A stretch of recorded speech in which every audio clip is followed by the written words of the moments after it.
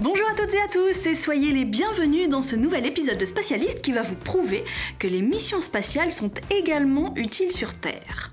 Vous connaissez le radar, j'imagine, qui nous permet d'avoir une image de ce qui nous entoure grâce à des ondes radio, et vous connaissez aussi sans doute le sonar, qui fait la même chose, mais avec des ondes acoustiques. Mais est-ce que vous connaissez le lidar ?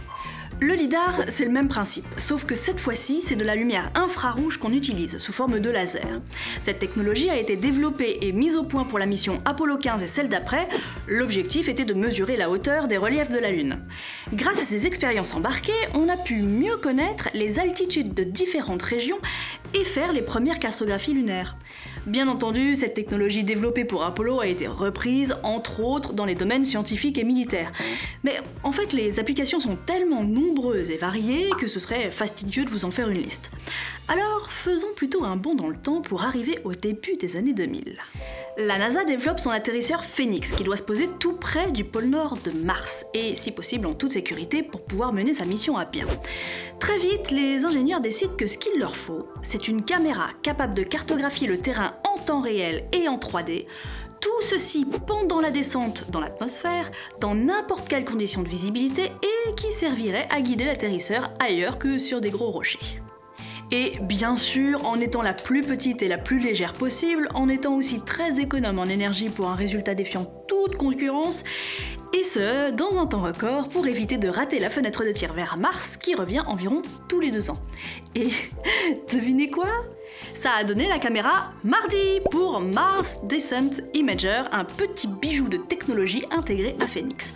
Petit parce qu'elle ne pèse que 450 grammes, fait des images de 1024 x 1024 pixels dans un temps d'exposition de 4 millisecondes, et ce, en consommant seulement 3 watts lors de l'acquisition des données. Phoenix s'est posé sur Mars en 2008 sans souci, mais sans utiliser la caméra, hélas. Lors des tests avant le lancement, des problèmes avaient été détectés sur une interface, et le risque pour qu'elle ne sache pas gérer toutes les données en même temps avait été jugé trop important, donc les ingénieurs avaient donc choisi de ne pas du tout faire d'image. C'est dommage, mais vous imaginez bien qu'une telle technologie n'allait pas rester inutile sur un engin posé dans les plaines du nord de Mars. Ce type de caméra a été réutilisé depuis pour les amarrages automatiques des vaisseaux cargo américains à la Station spatiale internationale, et notamment les capsules Dragon de SpaceX.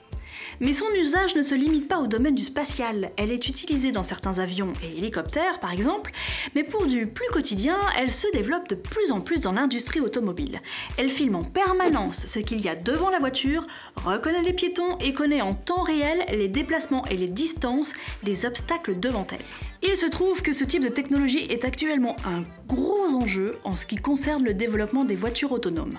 On peut très bien imaginer que dans un futur proche, le permis disparaisse parce que plus aucun humain n'aura le droit de conduire. Et ce, grâce entre autres à ce genre de caméra qui rendra les routes et les rues beaucoup plus sûres. Alors la prochaine fois que vous avez envie de dire qu'envoyer des astronautes sur la Lune ou des atterrisseurs près du pôle Nord de Mars, ça sert à rien, pensez au lidar et à toutes les victimes de la route qu'on pourra éviter.